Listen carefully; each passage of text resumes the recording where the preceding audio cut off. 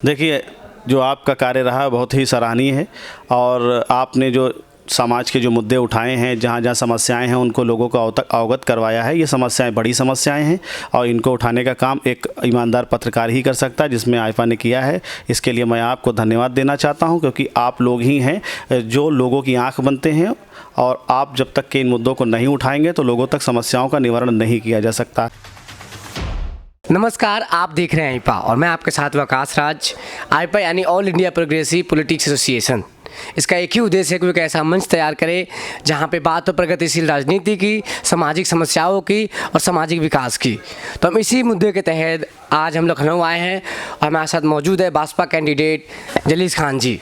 तो आइए हम उनसे जानते हैं कि आगामी विधानसभा चुनाव के बारे में वो क्या रणनीति बनाते हैं और किन किन मुद्दों पे वो काम करेंगे और किन किन जो मुख्य मुद्दे हैं जो उनकी नज़रों में जो हमेशा वो चाहते हैं उसे बदलना चाह रहे हैं। तो आइए उनसे जानते हैं। सर, स्वागत है आपका। सभी साथियों को जय भीम। सर, बताइए कि आपकी क्या रणनीति होगी इस पर आगामी विधानसभा में? अगर आप जीत के आते हैं तो कौन कौन से मुद्दे पर आप ज़्यादा काम करेंगे?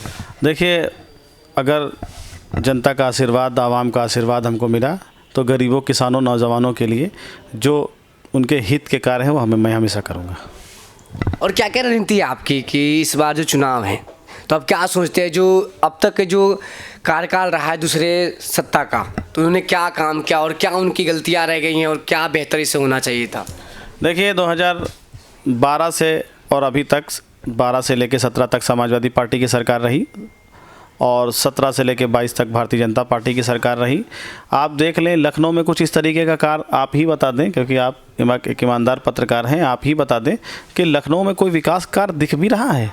जो माननीय बहन जी ने जो लखनऊ को लखनऊ बनाया, उसके बाद से कहीं ना विकास कार्य दिखे और ना रोडों का एक अच्छा निर्माण दिखा।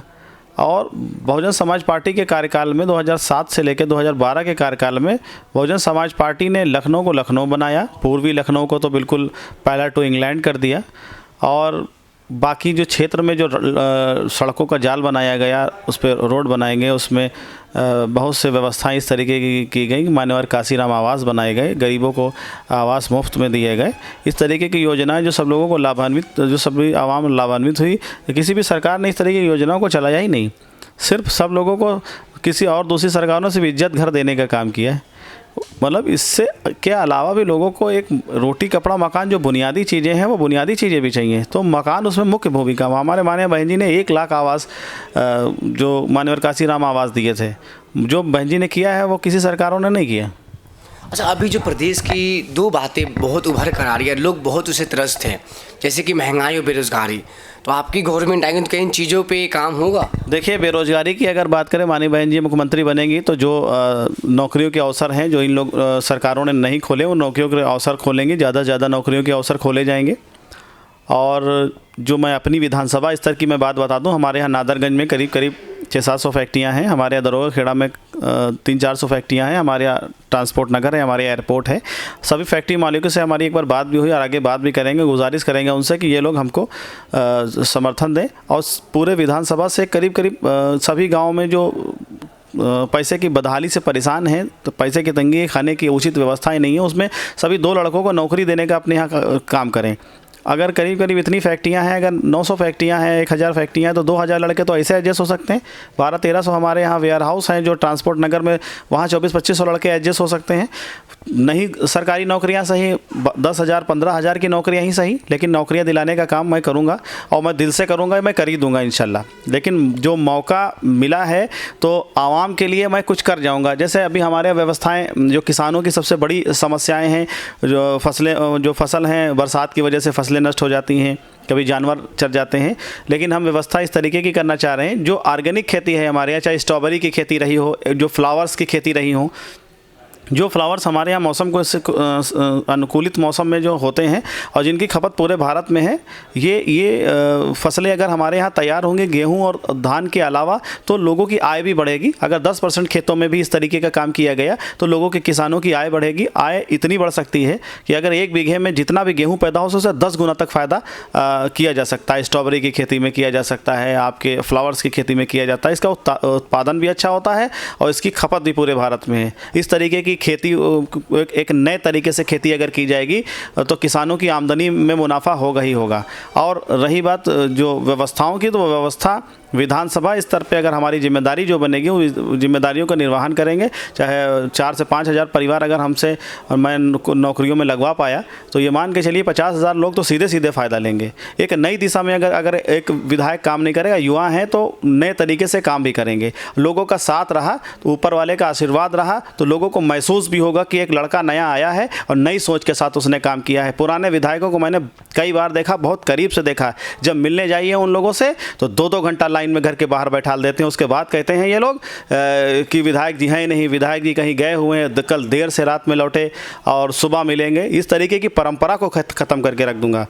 मौका मिला है, माननीय बहन जी का आशीर्वाद मिला है। जो क्षेत्र की बड़ी बड़ी समस्याएं हैं, जो हमारे यहाँ रोडों का निर्माण नहीं हो पाया है, हमारे यहाँ अलीनगर सुनहरा 2 फीट पानी में जाते हैं। गांव के जो मुकामी लोग हैं, अमौसी मेन रोड की समस्या, स्टेशन तक करीब करीब 10,000 लोगों को पर डे जाना होता है और वो लोग भी कहीं ना कहीं 3 फीट गड्ढे में होकर जाते हैं। जो अमौसी के हैं वो लोग जान रहे होंगे। रामचौरा की समस्या, आप कल्ली पश्चिम की समस्या को आप देख लीजिए। पतली पतली रास्ते 20 साल पहले जब माननीय बहन जी की सरकार में बने थे, उसके बाद रास्ते बने नहीं। नीलमथा की समस्या को आप देख लीजिए, आप परवल पूरब की समस्या को आप देख लीजिए। विधानसभा के लगभग गाँव में 350 लगभग गाँव हैं, मजरे मिलाकर सभी गाँव में गए हों, बड़ी बड़ी समस्याओं से लोग पीड़ित हैं। आप परवल पूरब की समस्या को देख लीजिए, वहाँ स्कूल तक जाने के लिए करीब 500 मीटर रास्ता ही नहीं। बच्चे बरसात के समय में करीब 1 फीट मिट्टी के कीचड़ में जाया करते हैं। इन व्यवस्थाओं के बारे में कोई ध्यान ही नहीं दे रहा है। मौका मिला है, माननीय बहन जी का आशीर्वाद व सदन में गूंजती हुई आवाज़ सुनाई देगी जलीस खान की कि किसी ने अपनी विधानसभा की समस्याओं को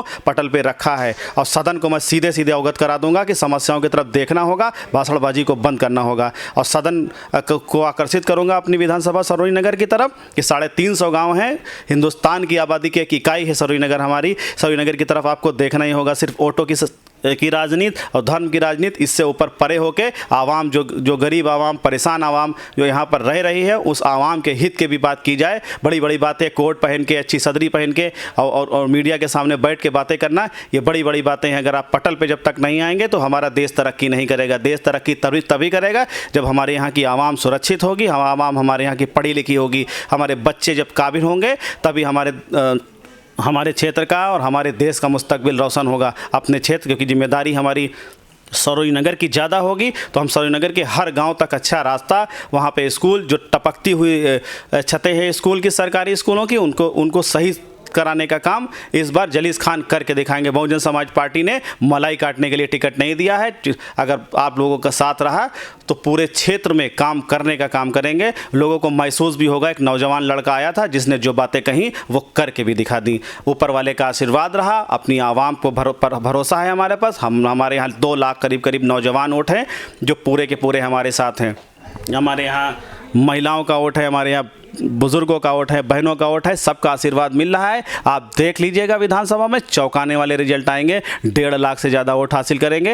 ये वोट हासिल करने का मतलब तो सिर्फ ये है कि चुनाव जीतना है। हमारी जिम्मेदारी 5.5 लाख वोट है हमारी विधानसभा में, 5.5 लाख लोगों के ऊपर हमारी जिम्मेदारी होगी। हर गज चाहे वो किसी भी दल को वोट करेगा, लेकिन हम साथ उसका भी देंगे। बहुजन समाज पार्टी ने कभी भी ये नहीं कहा कि सिर्फ अपने लोगों का साथ देना है। जो हमारे खिलाफ होंगे हम साथ उनका भी देंगे। सर्वजन हिताय सर्वजन सुखाय की नीति में बहन जी हमेशा काम करती हैं और बहन जी का जो हर सिपाही है, जो एक प्रत्याशी है, वो हमेशा इसी दिशा में काम करेगा। लोगों को महसूस होगा कि कोई जलीस खान आया था, काम जिसने जो कहा वो करके दिखा दिया। और एक और आखिरी सवाल आपसे जानना चाहेंगे कि हमने जो मुहिम चलाया, अभियान चलाया आईपा के माध्यम से, कि हम क्षेत्रीय लोगों से जुड़े, उनकी समस्याएं उजागर कर रहे हैं, तो अब क्या कहना चाहेंगे हमारे आईपा के बारे में सर? देखिए, जो आपका कार्य रहा बहुत ही सराहनीय है और आपने जो समाज के जो मुद्दे उठाए हैं, जहाँ जहाँ समस्याएं हैं, उनको लोगों को अवगत करवाया है। ये समस्याएं बड़ी समस्याएं हैं और इनको उठाने का काम एक ईमानदार पत्रकार ही कर सकता है, जिसमें आईफा ने किया है। इसके लिए मैं आपको धन्यवाद देना चाहता हूं, क्योंकि आप लोग ही हैं जो लोगों की आंख बनते हैं और आप जब तक के इन मुद्दों को नहीं उठाएंगे तो लोगों तक समस्याओं का निवारण नहीं किया जा सकता। आप भी नौजवान पत्रकार हैं, आपको भी अपने फ़ायदे और नुकसान से अलग हटकर आवाम के जो दुख और तकलीफ़ हैं उनके बारे में आपको सोचना होगा। और जब तक आप सोचेंगे नहीं, पत्रकारिता अलग बात है तो एक हिंदुस्तान के नागरिक ही आपको आपको अपनी आवाम के बारे में, अपने देश के बारे में, अपनी विधानसभा के बारे में सोचना होगा और आपने सोचा, इसके लिए मैं आपको धन्यवाद देता हूँ और आप बधाई के पात्र हैं कि इस तरीके का काम आप कर रहे हैं। जी धन्यवाद। तो आप देख रहे थे आईपा, हमारे साथ मौजूद थे जलीस खान जी और उनके जो विचारधारा है काफ़ी मतलब जन के हिताय में है। तो अगर ये जीत के आते हैं तो ये कह रहे कि जो भी यहाँ की समस्याएं हैं उन पे पूरी सख्ती के साथ काम करेंगे और पूरी ईमानदारी और निष्ठा के साथ काम करेंगे। तो आप देख रहे थे आईपा, और जो भी आपके सुझाव हो हमें कमेंट कर ज़रूर बताएं, क्योंकि हम ऐसे ही सामाजिक मुद्दों को और प्रगतिशील राजनीति की बात को उजागर कर रहे हैं ताकि आप तक पहुँचे और आप एक सामाजिक जो प्रक्रिया है वो कैसे बेहतर होगी, कैसे अच्छा होगा, उस पर काम करें। धन्यवाद।